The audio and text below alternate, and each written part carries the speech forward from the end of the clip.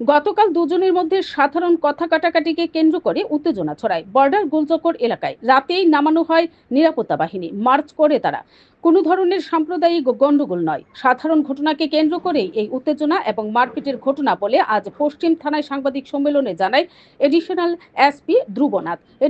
SP Dhrubanath ছাড়াও আজকের এই সাংবাদিক সম্মেলনে উপস্থিত ছিলেন পশ্চিম থানার ওসি রানা চ্যাটার্জি।